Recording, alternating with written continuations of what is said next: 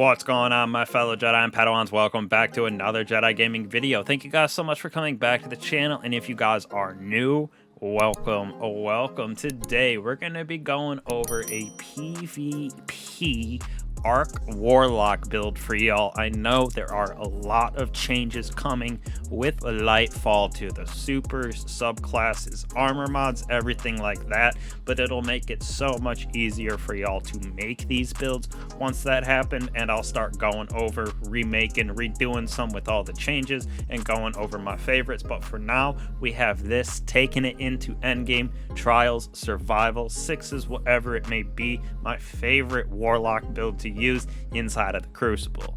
So starting off right here, we are using our Stormcaller Warlock ability, getting those nice tickly fingers active. Now this build revolves around both of our aspects very heavily. So first off, for our abilities real quick, we're going with Healing Wisp, the Burst Glide, Chain Lightning Melee, as well as Pulse Grenades. Now what makes this build very special and fun to use are these aspects. So first off, we have Arc Souls casting our rifts, create Arc Souls that fire the target and trace them in front of you. Allies also get these Arc Souls when they pass through the rift, and since it's healing, they can sit there and get those heals as well. Now when we become amplified, we also have the Arc Souls that shoot faster, and they are supercharged, so they do a little bit more damage. Now on top of that, we're going with Lightning Surge. So this right here is giving us the ability to slide and jolt ourselves forward, causing jolt onto the targets as we rematerialize, so we can get some crazy melee collats with this, and we spark that amplification with it and jolt targets, so it's very effective inside of the Crucible. Now when we go over to our fragments, I know this first one isn't going to make much sense, but for me, I put on finishers make you amplified. I know we don't use finishers in the Crucible, but none of the other fragments really did it for me. Plus this gives me my 10 recovery that I was looking to make a double 100s in resilience and recovery for this build, while still having 76 in the strength side. But on the second one that we have over here, we're going with Spark of Magnitude. So our Arc Grenade, that pulse that we have, has that extended duration on it. Next off, we're going with Spark of Feedback. So taking melee damage briefly increases our outgoing. So when we're sliding in there, we get meleeed and use ours. It's going to do even extra damage than what we thought. And you are able, like I said, to get some crazy collapse with that slide and melee.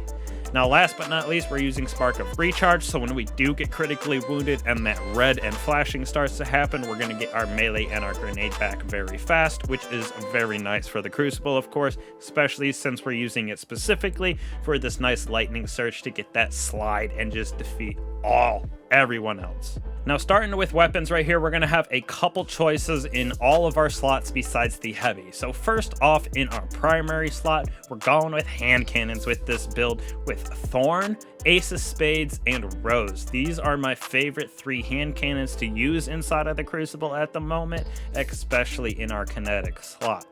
Now when we move down here to our energy, we got a couple options as well. I love running this Wizen's Rebuke from the Iron Banner loot pool. Very good, and can map people with this thing, so it's absolutely gnarly. But if you're going with the side of shotguns, which most of the time I do, I just have really been liking this Wizen's, we're gonna go with Duality, that nice exotic shotgun that has that slug form or pellet form.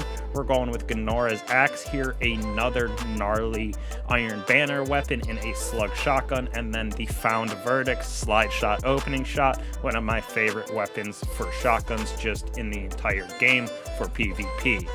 Now for our heavies, I'm going with Tomorrow's Answer right here, an old rocket from Trials of Osiris. This bad boy has 100 blast radius, so when you're shooting it at targets, it tracks them, hits them with that 100 blast radius, causes that chain reaction of void as well, so you get that little extra AoE damage on those explosions. So definitely my favorite rocket to take into the Crucible with that tracking and 100 blast radius. Now, when we move on over here to our armor pieces, we're starting out with hand cannon targeting for all of those special boys over here with that Thorn, Ace, and Rose. Definitely feels nice, especially since it's only 1 energy.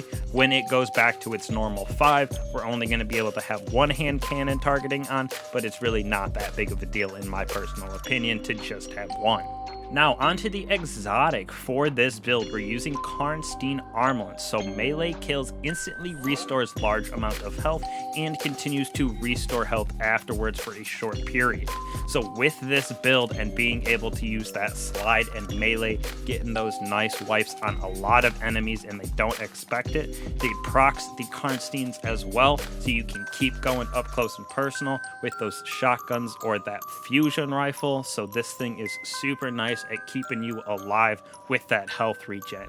Now with that, for the mods, we're going to be using fastball. Just feels like I can't play Crucible without having that increased distance and speed on my grenades, so definitely throwing that bad boy on, as well as hand cannon dexterity for those hand cannons so we can bring them out, ready them a little bit faster than normal. Next, moving on to our chest piece with Unflinching Hand Cannon and Unflinching Fusion. Now, the reason that we have this on, we can switch Unflinching Fusion to Unflinching Shotgun for those slug shotguns. Very, very good. And with Unflinching Hand Cannon being at 4, it's hard to have multiple copies of that on as well. So we're building it out for having the ability to have Unflinching either Hand Cannon on and then a Fusion Rifle or Shotgun, depending on what you end up using. Moving on down to our boots, right here we got 2 invigorations. So when we pick up orbs of power from other people using their supers, whatever it may be, we're going to get that reduced cooldown for our melee, allowing us to use that slide and jolt a lot more often. Next off, we're using Quick Charge, which is super important. Gives us that nice ready speed for fusions, shotguns, which we are using inside of this. So it gives us a nice juice to the handling for both of these inside of the fusion rifle, Wise and Rebuke, or those other 4 shotguns that I was talking about, allowing us to switch on and off of them and our hand cannon very, very quickly. So it's very nice to have this Quick Charge on. Very important for this build as well. And last but not least, on our class item down here, we have Outreach, so reduce our melee cooldown when using our class ability. We have 2 of those, so when we throw down that Rift, that gives us those beautiful Arc Souls. We're getting Outreach to proc and getting our melee back faster. Then we're also using Radiant Light, so casting our super causes fellow allies to become charged with light if they aren't already. And since we're using Outreach with it, we're getting that plus 22 strength, again allowing us to have that 76 on our strength, being able to get our melee back super, super fast. So this thing works, like I said, in everything from survival, comp, rift, trials, 6s, whatever you may be going in, customs with your friends. Very, very fun build to use right now inside of the Crucible. Arc Souls are absolutely gnarly in my opinion, and then when you pair that with your slide and lightning surge, it is an elimination fest for this. So much amplification, so much art going around. That Wizen's Rebuke absolutely maps Guardians as well.